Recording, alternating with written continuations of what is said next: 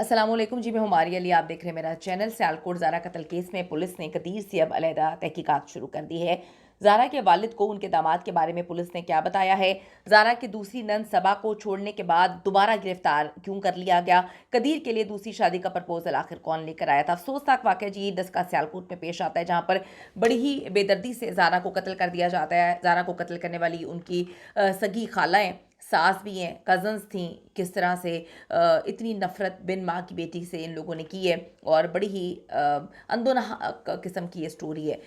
ज़ारा कत्ल केस में पुलिस की तफ्तीश में नया मोड़ इस वक्त आया है और अब कदीर से बाकायदा तहकीकात जो है वो की जा रही है। ज़ारा की एक नंद यास्मीन तो पूरी तरह से इस कत्ल में मुलव्विस थी, लेकिन दूसरी नंद सबा को पुलिस ने छोड़ दिया था। बड़ी आवाज़ें उठी थी, बड़ी बातें की गई थी कि इसको नहीं छोड़ना चाहिए, लेकिन अब दोबारा पुलिस उसे गिरफ्तार कर चुकी है, क्योंकि वो एफआईआर में नामजद है और उसे अदालत ही अब छोड़ सकती है। उसको पुलिस जो है वो अब कुछ ले देकर छोड़ा नहीं जा सकता उसको।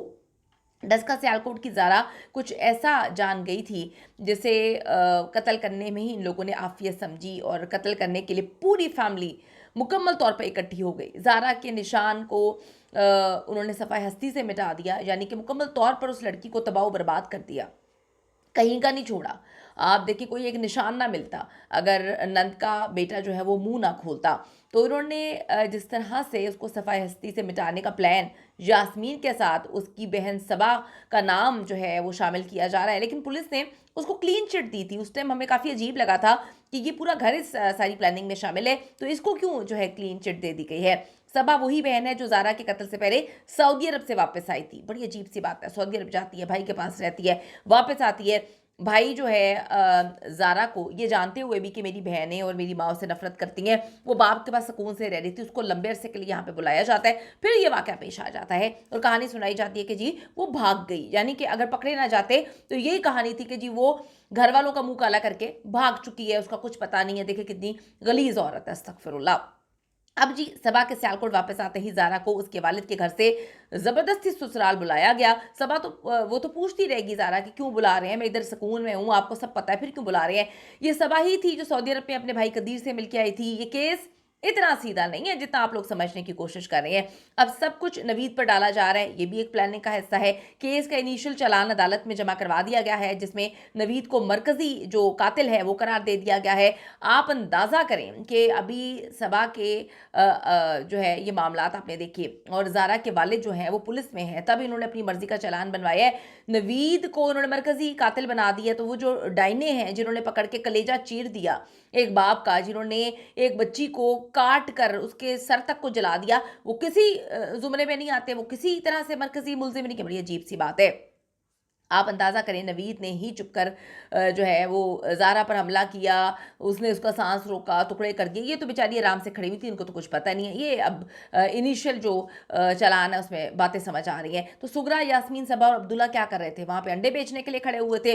अगर इसी चालान पर ट्रायल चला तो यकीन करें कि कदीर को अपनी माँ को माफ़ करने की ज़रूरत नहीं है, वो खुद ही आराम से बाहर आ जाएगी। आप देखें कि जब तक कदीर खामोश था तो वो क्यों खामोश रहा। सब कुछ अब क्लियर हो चुका है कि खामोश क्यों था। अगर वो बड़बड़ करता, ये बातें करता कि जी मैंने अपनी माँ को माफ़ करना है, या मैं देखो ना अपनी माँ के बगैर तो ऐसे नहीं कर सकता, तो उस वक्त आप ये अंदाज़ा लगाएं कि क्या मामलात होते। कोई मामलात नहीं होने थे। लोगों ने उसको जो है वो ये बात समझनी थी कि यार ये देखो ये भी इन्वॉल्व है। उससे चुप करके बिल्कुल खामोश रहा और फिर आप ये देखें कि सब कुछ नवीद पे इन सब ने मिलके डाल दिया है।